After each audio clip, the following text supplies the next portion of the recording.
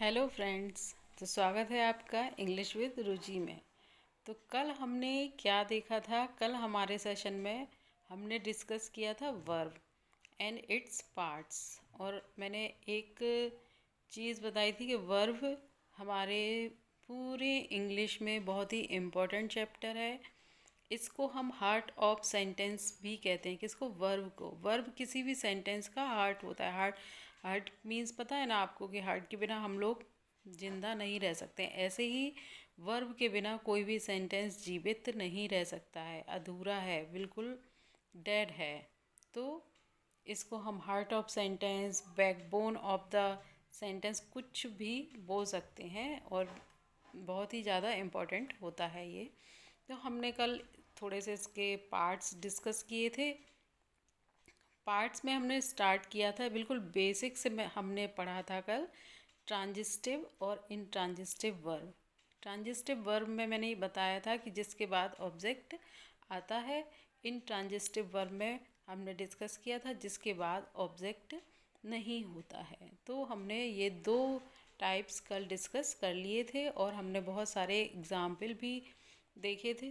तो उम्मीद है आप लोगों को ये दो तो क्लियर हो गए होंगे। अब आज हम डिस्कस करने वाले हैं डायरेक्ट और इनडायरेक्ट ऑब्जेक्ट। डायरेक्ट ऑब्जेक्ट और इनडायरेक्ट ऑब्जेक्ट जो सेकंड पार्ट होता है वर्ब का। अब डायरेक्ट ऑब्जेक्ट और इनडायरेक्ट ऑब्जेक्ट, इसमें हम कोई भी डेफिनेशन नहीं पढ़ेंगे, कोई भी डेफिनेशन हम नहीं देखेंगे, कुछ भी हम लर्न नहीं करेंगे। बस थोड़ी सी ट्रिक हमको समझना है कि अगर किसी सेंटेंस में हमसे डायरेक्ट ऑब्जेक्ट पूछा जाता है या इनडायरेक्ट ऑब्जेक्ट पूछा जाता है तो हम उसको कैसे फाइंड आउट करेंगे, देखते हैं। एक एग्जाम्पल देखते हैं। She gave me an apple. उसने मुझे एक एप्पल दिया। और सेकंड, चलिए इसी में देख लेते हैं।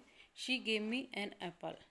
अब हम इसमें से डायरेक्ट ऑब्जेक्ट और इनडायरेक्ट ऑब्जेक्ट दोनों को फाइंड आउट करेंगे। कैसे? डायरेक्ट ऑब्जेक्ट को फाइंड आउट करने का एक तरीका है कि हम सेंटेंस में व्हाट का क्वेश्चन करते हैं। सेंटेंस से व्हाट का क्वेश्चन करते हैं तो जो आंसर मिलता है व्हाट के क्वेश्चन में हमको जो आंसर मिलता है वो हमारा डायरेक्ट ऑब्जेक्ट होता है। सेकंड, हम whom का क्वेश्चन आंसर मतलब उससे फाइंड आउट करेंगे। whom, व्हाट मतलब क्या, whom मतलब किसको।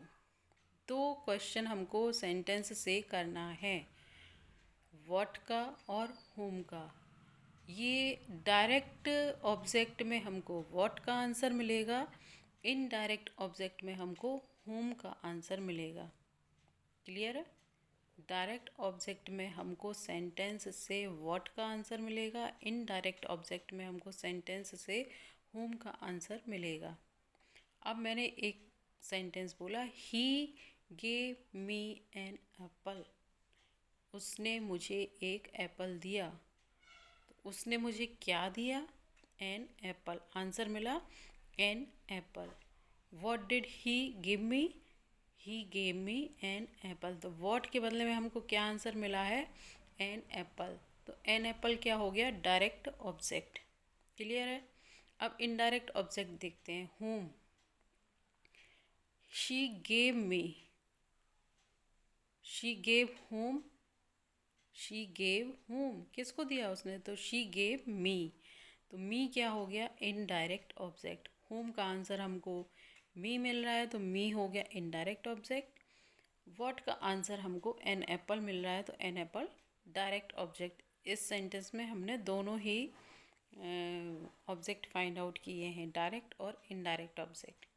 सेकंड वाला देखिए, she asked me it's price.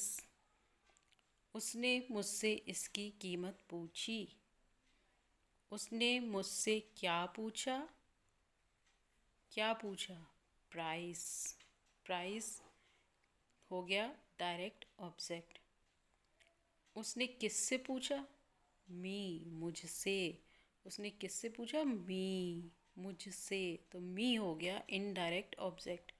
whom का आंसर मी मिला है, मी हो गया इनडायरेक्ट ऑब्जेक्ट। व्हाट का आंसर प्राइस मिला है, तो प्राइस हो गया इनडायरेक्ट ऑब्जेक्ट। क्लियर है? थोड़े से और सेंटेंस देख लेते हैं जिससे और अच्छे से क्लियर हो जाएगा। The principal forgave him his faults. The principal forgave him his faults. Principal ने किसके लिए उसको फॉरगिव कर दिया? उसके फॉल्ट्स के लिए, उसकी गलतियों के लिए। तो फॉल्ट्स हो गया डायरेक्ट ऑब्जेक्ट। किसको कर दिया? To home? हिम, उसको। तो हिम हो गया इनडायरेक्ट ऑब्जेक्ट। ओके, नेक्स्ट देखिए, mister Agarwal taught them Hindi. Mister Agarwal taught them Hindi. Mister Agarwal उनको हिंदी पढ़ाते हैं। तो मिस्टर अग्रवाल क्या पढ़ाते हैं? हिंदी। हिंदी हो गया डायरेक्ट ऑब्जेक्ट। किसको पढ़ाते हैं? देम। देम हो गया इनडायरेक्ट ऑब्जेक्ट। ओके, नेक्स्ट देखिए, I promised to give him a TV set. I promised him to give him a TV set. तो मैंने उनको प्रॉमिस किया टीवी सेट देने का। क्या देने का मैंने प्रॉमिस किया? TV set. टीवी सेट हो गया डायरेक्ट ऑब्जेक्ट। किसको? हिम, उसको। मैंने उसको टीवी सेट देने का प्रॉमिस किया, तो हिम हो जाएगा इनडायरेक्ट ऑब्जेक्ट। ओके, नेक्स्ट देखते हैं, काइंडली गिव मी अ पेन। काइंडली गिव मी अ पेन। मुझे क्या दो? पेन। आंसर क्या मिल रहा है? आ पेन। तो पेन हो गया डायरेक्ट ऑब्जेक्ट। किसको? मुझे। किसको दो? मुझे। मुझे क्या हो गया? Indirect object. ओके, नेक्स्ट देखते हैं, I gave her a necklace. I gave her a necklace. मैंने उसको एक नेकलेस दिया। मैंने क्या दिया?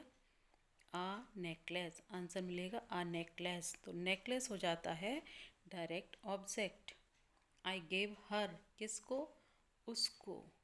उसको हो जाता है इनडायरेक्ट ऑब्जेक्ट।